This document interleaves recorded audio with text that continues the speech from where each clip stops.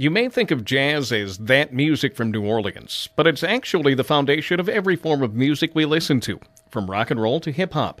On today's Dakota Digest, South Dakota Public Broadcasting's Jim Kent visits with members of the Sioux Falls Jazz and Blues Society as they teach Hot Springs Middle School students who put the move in the groove.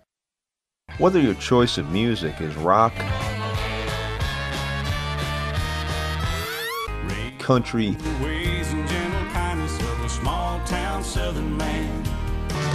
heavy metal, or punk, it's all rooted, according to Katrina Lair McKinney, in one musical tree.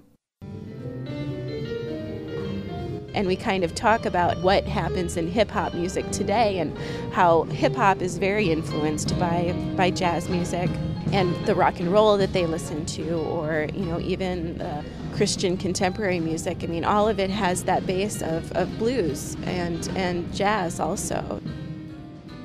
Lair McKinney is part of the Jazz Diversity Project. It's a group of musicians who've traveled to 36 communities, teaching kids about the one music style that is truly American. But as keyboard player Jeremy Hegg explains, their shows aren't just about music. They have iPods and these devices. They can carry all kinds of music in their pocket.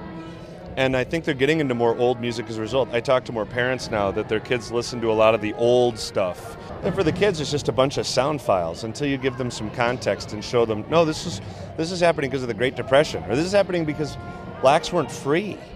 They sang these songs to get through the day. That's why they sound sad. It's why there's so much feeling.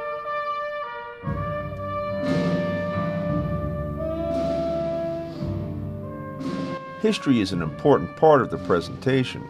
Katrina Lair McKinney says they start with blues songs of black slaves and show how jazz music mirrors the cultural development of our country.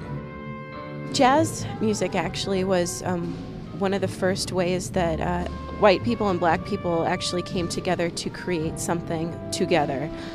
Benny Goodman is a musician that we talk about in the Jazz Diversity Project. He was actually the first band leader to hire black musicians, and that happened in 1936 when he hired Teddy Wilson.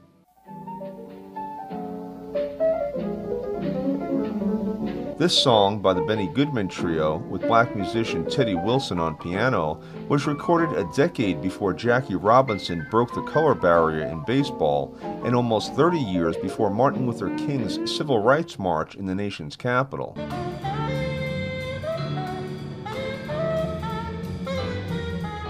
From Goodman and Louis Armstrong to Dizzy Gillespie, Charlie Yardbird Parker, and Miles Davis, the Jazz Diversity Project presents more than a century of the music that changed our country and is still heard today.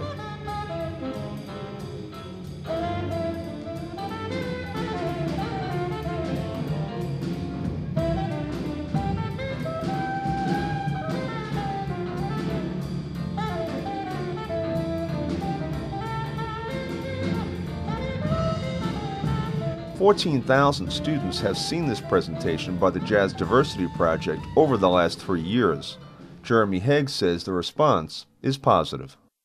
We get comments and essays that the kids write, and there's a lot of kids that a light bulb goes off and they go, oh, that's where hip-hop came from. That's why the Beatles played the way they did. It was a progression.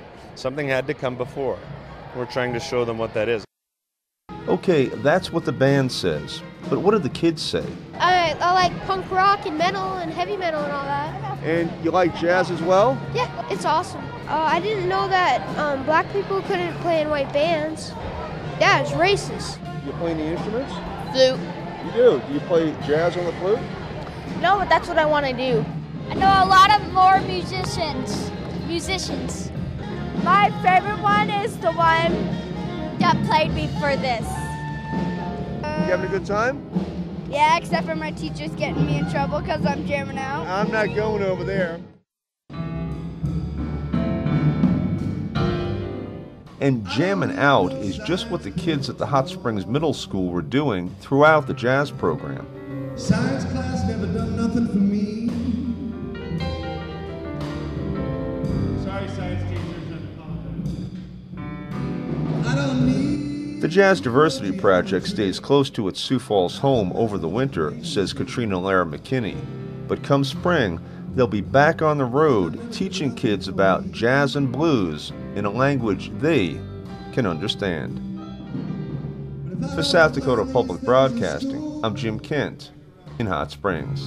Lord was going to become